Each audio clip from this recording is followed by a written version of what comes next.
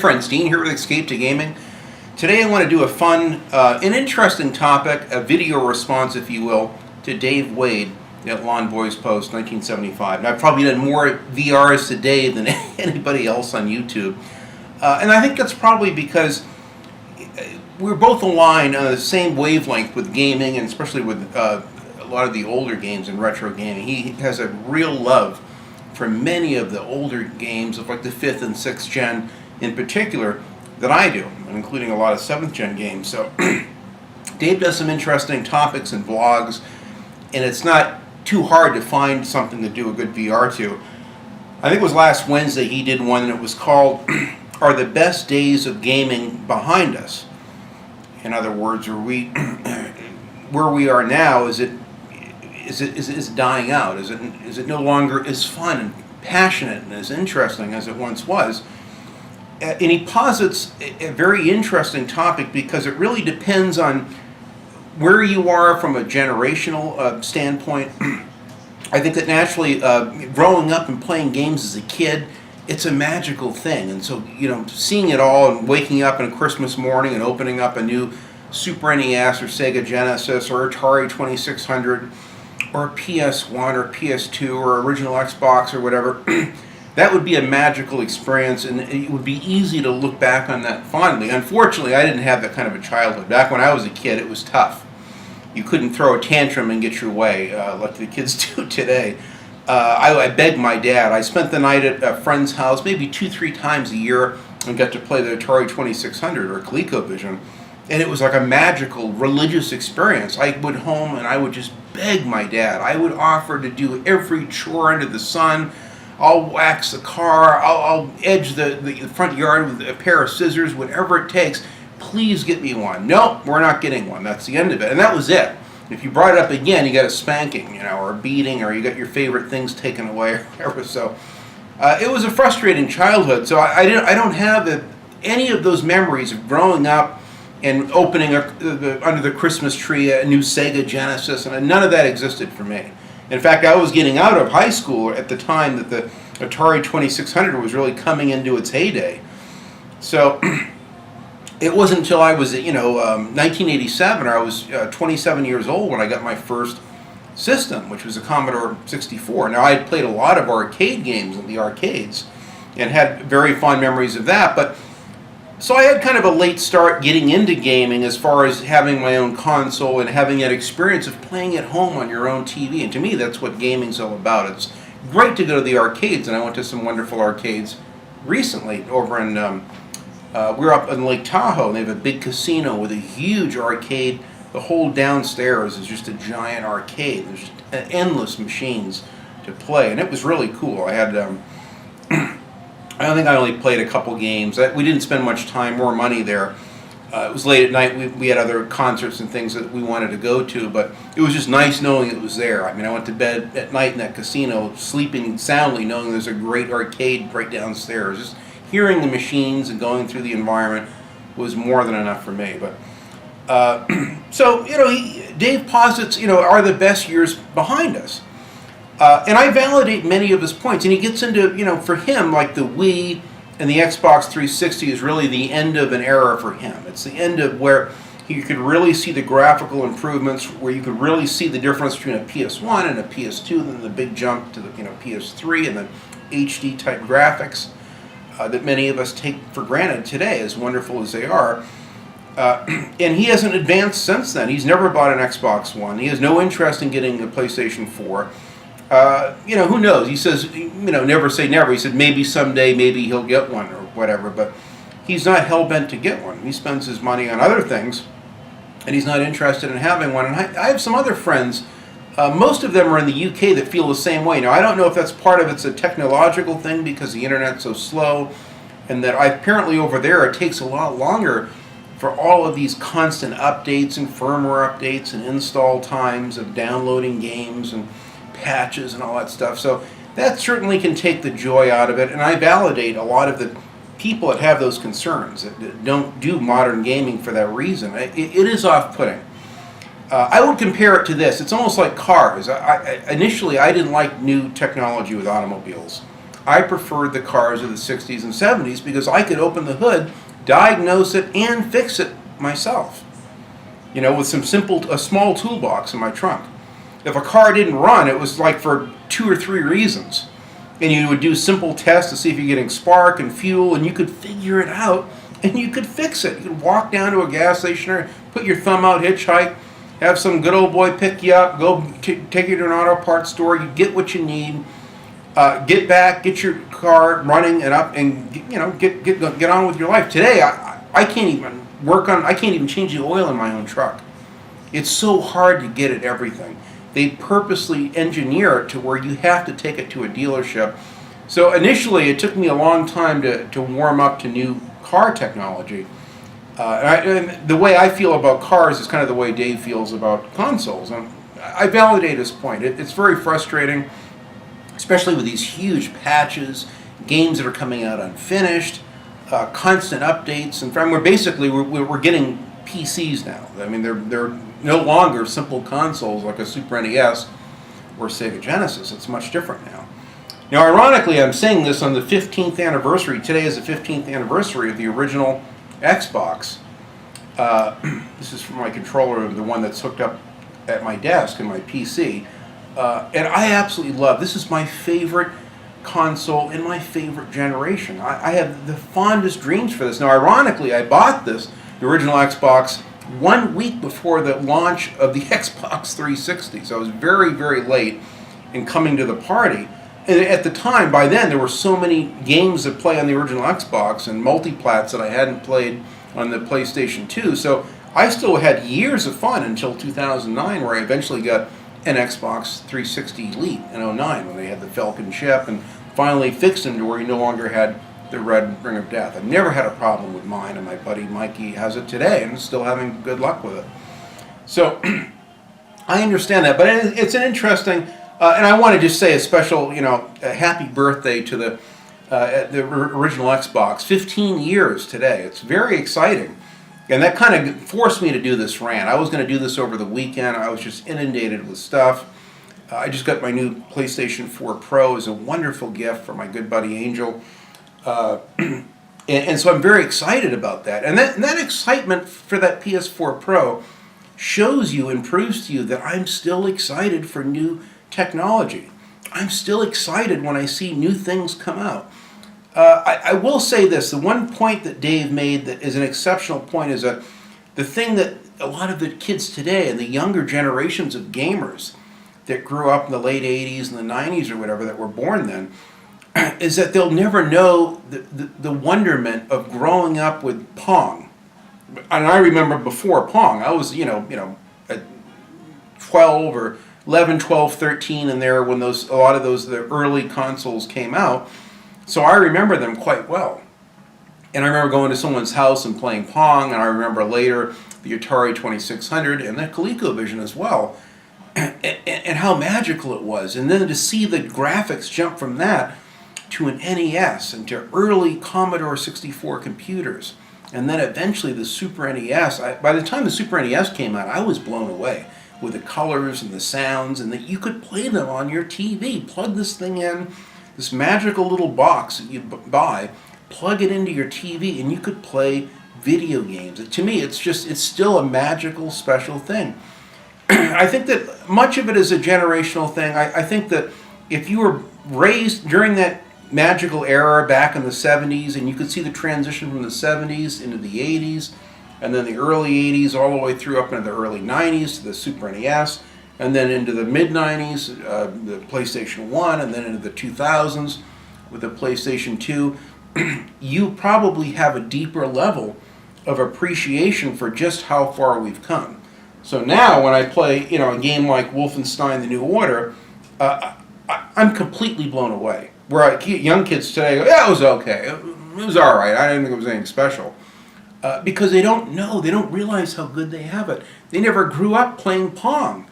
Imagine playing Pong for 7, 8 hours straight. I mean, I would go to my friend's home. You would play it for hours and hours and hours, like you were taking turns playing GTA 5 online or something.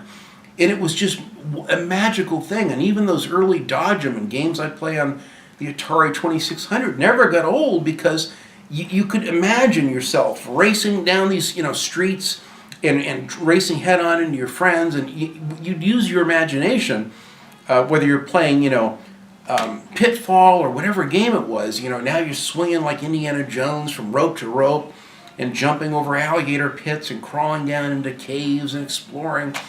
And you'd use and rely heavily on this wonderful thing called imagination, which today is almost, people are lazy with it. Everything is created so prolifically for you that there's no need for imagination.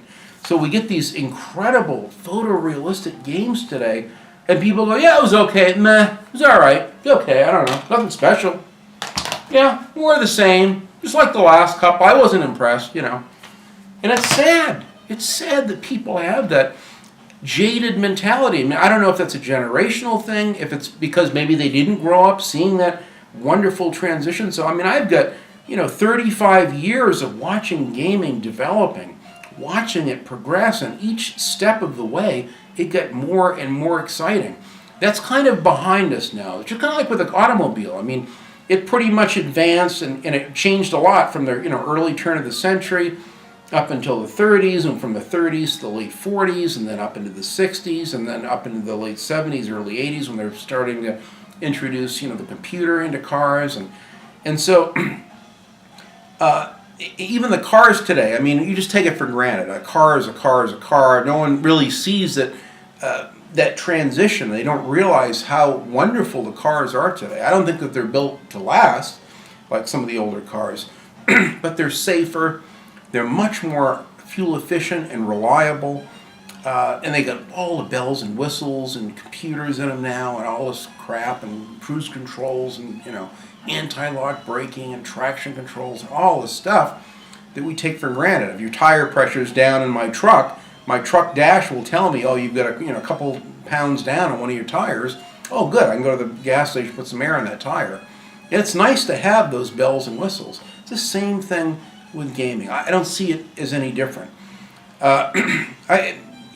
It's like when I saw the multiplats going from the Xbox to the Xbox 360, I saw The Godfather and Need for Speed Most Wanted. You could really see a difference with the graphics between the two consoles, and it wasn't long where I said, I gotta have one of those Xbox 360s. As a visual person, someone that appreciates wonderful graphics and lighting, and fine detail, I had to have it, but I had to wait. I didn't have the money for it. I had to wait years because people were scalping them for $1,000 a piece on eBay, and then it went down to about $800, $750, $800, like a year or so later. So the first couple of years, the Xbox 360 was in such short supply that I just kind of put it out of my head. And then all of a sudden one day I said, oh wow, they're actually available, and they're cheaper. Now it went down to $349. God, I could buy one now. And I did. The day that Wolfenstein from 2009 came out, that's the day that I bought my 360. And I've loved it ever since. And the PS3 and the 360 may be the last console generation where the consoles are pretty well built, bulletproof. The games really don't need, most of them don't need patching, and will play fine right out of the box. I'm going to miss that. That's the one aspect that I do validate with many of my friends that are reluctant to jump on board with the new gen technology, because they like the simplicity, as I do, of consoles you plug in and they work. I can put this on right now, put in Jedi Outcast, and it works. And it plays beautiful. And it even plays and looks great on my 2015 4K Samsung. It's amazing. What's ironic is that I played this game just a little over a year ago. And I was having an incredible time. It's been, maybe 14 months ago. I played about 60% of this. And at the time, I was just as engrossed in this as I would be in any of these newer games. I was just as immersed, without even realizing the graphics were less than what's in this. I was having just as much fun, just as much immersion, and I had the continual smile on my face, and I'm playing this wonderful character within a Star Wars universe that seemed to me so real. The Imperial set-piece moments were so realistic. The authentic sound effects, the lightsabers when you finally get your force powers, This game is so exciting. And what's ironic is that why would you stop playing? Dean, why wouldn't you finish it? Well, why I didn't finish it is because another game I've been waiting for years to come out. Mad Max came out, which is only on a next-gen system. Only on a PS4 or an Xbox One. Oh, and then PC as well, for the PC elitists out there that look down on us console peasants that uphold the consoles as much as we do. But yeah, I digress. So I stopped playing this to play this. And I never went back to this because this shows you that I'm not loyal to any particular generation, that I can be just as immersed and appreciate the wonderful graphics and story and immersion of these fantastic new-gen games that to me are fantastic. Now, this was going to be on the PS3 and the Xbox 360. I think about a year or so into development, they realized that it was going to take longer to develop, and let's just put all our eggs in one basket and we'll just do it for the new gen. And they did. And frankly, I'm glad they did. Now, there are some games, in fact, both of these games, I brought these out for a reason. Both of these games you could play on the Xbox 360 or on the Xbox One or the PS4 or the PlayStation 3. So these are kind of like multi-plats. But I've watched gameplay of this on the Xbox 360, and there is a noticeable, huge difference in textures. Like a lot of the rocks and debris on the ground, they streamline it. There'll be some of the same big rocks, but only a couple of them, and they'll omit the other 20 or 30 rocks around them, medium-sized rocks, and then the textures are just really bland. And it's just, once you watch a gameplay, like a Let's Play of this on the 360 versus the Xbox One or the PS4, it's hard to go back. It is.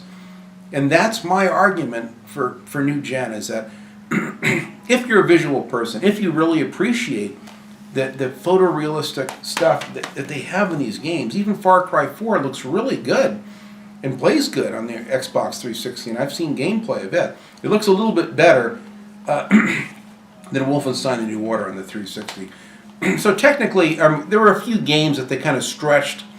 Assassin's Creed 4, Black Flag, there were a few you could play on the Xbox 360, but when you could see the PS4 version with the water going over the deck of the ship and much better volumetric lighting and all these God rays, and I don't know how any of that stuff works, but all that magic does work, and it adds to the immersion and makes that escapism that I'm always talking about that much better. To me, that's why I can't cease to be excited about new gen. And I have many friends, and believe me, I validate the frustration with this, all the load times. And I don't think the load times are any worse than a floppy disk on the C64 in 1987, but you still have some pretty long load times, mostly the installs. The installs are, and over in Europe from what I've seen, God, it takes them hours and hours to install these patches, and to buy a brand new game, you gotta wait hours to install the damn thing.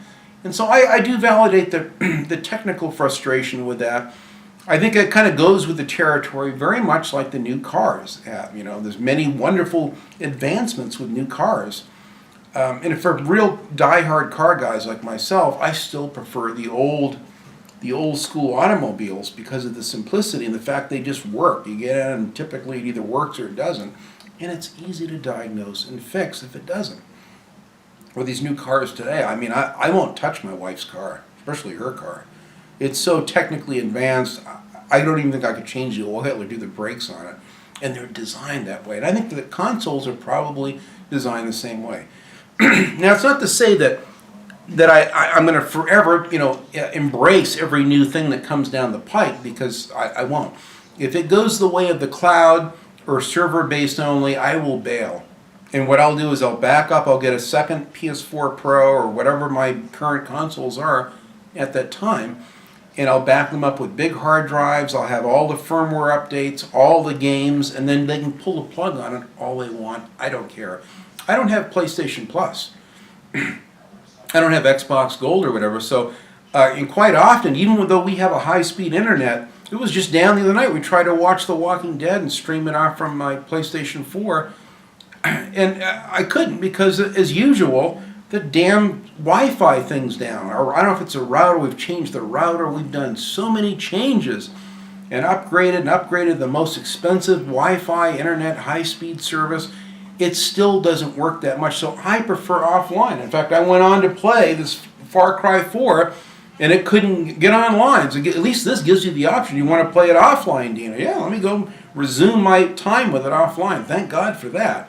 So as long as I can play them offline, I will continue to do it. But I'm not interested in multiplayer, in rentals. I call them rentals, where you're just renting the game. So enjoy your Destiny, and I guess Tom Clancy's I guess Division is a great looking game, a wonderful concept, but it's a rental. The day's gonna come, they pull the plug in that game, it'll be a memory. Remember the Division? Oh yeah, I remember that game. It's a shame we can't play it like we can all these other games. Yeah, it is a shame, isn't it? To me, it's like just knowing that day is coming, I can't do it, and I won't. So I will bail at that point, and by then I have so many consoles and games that I could never play all the games that I have. If I retired tomorrow and could physically sit upright, it hurts to sit with my back against this couch. I had a Percocet, a painkiller. It's the only reason why I can even sit and do this rant right now. So my gaming time is very limited, about an hour and a half to 2 hours max, and I'm just climbing the walls. If I ignore that and continue playing for 3-4 hours, then I'm fucked and I can't work for a couple of days. So I have to be very careful until I get things back up to where they need to be, but I still love gaming today. I just can't do it physically as much as I'd like to, and I certainly can't sit at a desk and play PC games like many of my friends. I just can't do it, physically can't do it. It's all I can do to edit and render these videos that I'm making here. So to get back to Dave's initial point, are the best years behind us? I think it's a yes and no. I think that the wonder of the magic of looking back fondly through those nostalgic glasses and remembering the first PlayStation 1 and that first Gran Turismo, and then the additional cars and tracks on Gran Turismo 2 and Twisted Metal 1 and 2, and we won't talk about 3 and 4, and then eventually Twisted Metal Black and how special that was. I thought Twisted Metal Black was just an enormous leaps and bounds improvement. I was so happy with that game. That was the only game I bought for my launch PS2 for 4 months. 4 months I played nothing but Twisted Metal Black and played it virtually every day and never got tired of it. Played through every character, every car. I mean, I really worked hard to beat that game, and man, was it fun. I will never forget my time with any of those Twisted Metals. The first one, the second one, and especially Twisted Metal Black. Fantastic games. So much immersion, so much fun. The 6th gen kicks ass. It's still my favorite. It's not to say that, and again, I still choose my favorite. The 6th gen, the PS2 and the Xbox are still my favorite generation. In games overall, I think there was a great array of games. They all worked pretty much, right out of the box. And they're fun. They still are very, very playable today. The PS1, some of them are a little dated now. Some of the racing games in particular, you go back, try to play them. You can play them and have fun with them, but they just don't have the magic. Even the early Siphon Filters and a lot of those games, which were magic at the time, it's a little hard to get into them to the same degree that I could back in the late 90s, when I was playing them. Same with like Driver 1 and 2. I mean, great games, but kind of tough to go back and play those now. But it's a lot easier to play Driver 3 or Driver Parallel Lines. I can go back and I can easily play those because they're just, I think gaming kind of, to me, got to its peak about that point, but it doesn't mean that it can't be just as fun. It doesn't mean that I didn't have just as much fun playing Sniper Elite 3. Now, I don't know if Sniper Elite 3 was on a last-gen system or not. It might have been. But I really enjoyed that on the PlayStation 4. The graphics looked incredible. I loved the lighting, sneaking through the grass, and the graphics were just incredible at nighttime with all the stars. And there's just something about the particle effects and the volumetric lighting and the texture work and the detail in these new games that you just don't see in the older games. As great as they are, you just don't see it. So it doesn't mean that we all have to appreciate it to the same degree as I do. I'm kind of like a big kid. I have like a very vivid imagination, so I can play an older game and you like Duke Nukem Time to Kill from the late '96 or '7 or whatever, and still have that magic and have that level of immersion with it that I could then, because I have a very vivid imagination. Like I said, some games are a little dated and hard to play, but it doesn't take me long before I get sucked right into the same fun that I did back in the '90s. But man, today, these new games, this Fallout 4 is so immersive and just blew me away. I was going through the worst time of my life playing this. And this literally saved my life. I thought I was going to go insane with pain. I just pacing around the house. I couldn't sit. I couldn't lay down. I couldn't sleep. And I had to do something, and I would just chip away at this day after day, laying down on my side, doped up on all these meds and different painkillers. It was a really brutal time. And the detail and the immersion that this game provided, this new-gen game, got me through it and was magical. And there's something that was in the exploration of the huge open world that was absolute golden magic for me. So for me, the answer is same thing with Mafia 3, which I'm just getting into now, is that we're in a magical time where gaming has never looked better. It's never been better. Yes, unfortunately, hand in hand with it, there's problems with this constant patches. This Dishonored 2 just came out broken, more problems, more bugs and glitches. I wish it would stop. Mafia 3, just now they finally, earlier, I think it was last week, they finally patched it again. So now it plays good. Now I'm starting to get into it. I've been waiting for these patches because I keep reading all the articles. Oh, it still has bugs and problems. And I'm tired of buying new games and then waiting for them to be fixed. It's unfortunate. We wonder why the gaming industry is in dire straits. This is why. So I don't know that the best years are behind us. To me, I'm just as excited now as I was in '91 with the Super NES or '95 with the PlayStation 1. I mean, it's just as magical. I'm like a kid. I was so choked up with emotion. I was going to try to film an unboxing Saturday night, and I was so happy with tears of joy coming out of my eyes over this wonderful gift, this PS4 Pro. I'm so excited about it. I haven't even begun to really play with it yet and play all of the games that I have on it, to really try them all out. But the little bit I have has been wonderful and magical. I'm just as excited about this as I was my first PlayStation 1 or PS2. So for me, I'd have to honestly say, the best years are not behind me.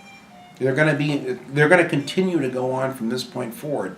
I can't afford to get every new system that comes out. I'd like to get this PlayStation VR thing. We'll see. If I can afford it, maybe next year, I will. If not, I may have to wait an extra year, but eventually I'll get that and I'll try it out. Maybe by then they'll have the bugs out of it. People won't be hurling, playing games and what have you. But I'm excited about the things that are coming around the corner. I think it's a great time that we live in. The reason why is because we can have it all. We can have both.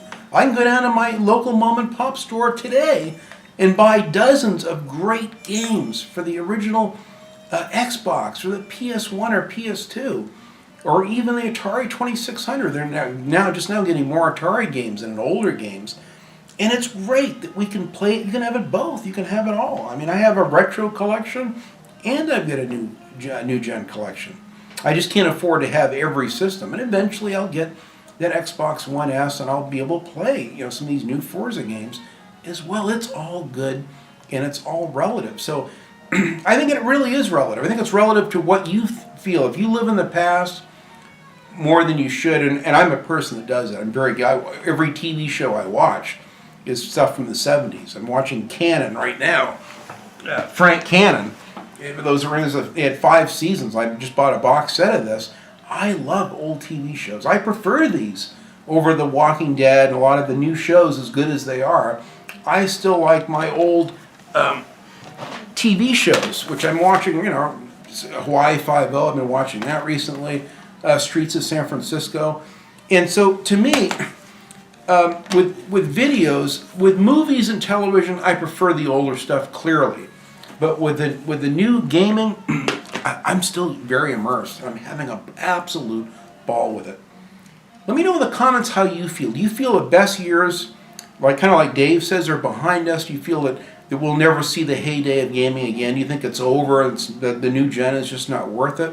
And if you feel that way, take the time to give me a couple details. Just give me a sentence or two saying why you realistically cannot get into it, why you have an aversion to it or have a problem with the new gen games or systems. Let me know. I probably will validate right off your comments and complaints about it. If you feel like I do, that there's still a wonderful future ahead, I'd like to hear that too. Put it in the comments. I hope you like this, Dave. Long-winded and all over the map, but it was a wonderful concept. I really loved your vlog, Dave, and I thought that what you were positing was very worthy of a VR video response, and I had to do it because I love gaming. I love the new stuff, and I love the old stuff. I really do. I think that we can have a great time with both, with collecting both and playing both, and to me, that's what gaming is all about. You don't have to embrace it, but it's there if you want to, which is the beauty of it. So, thanks for watching, guys, and enjoy your games.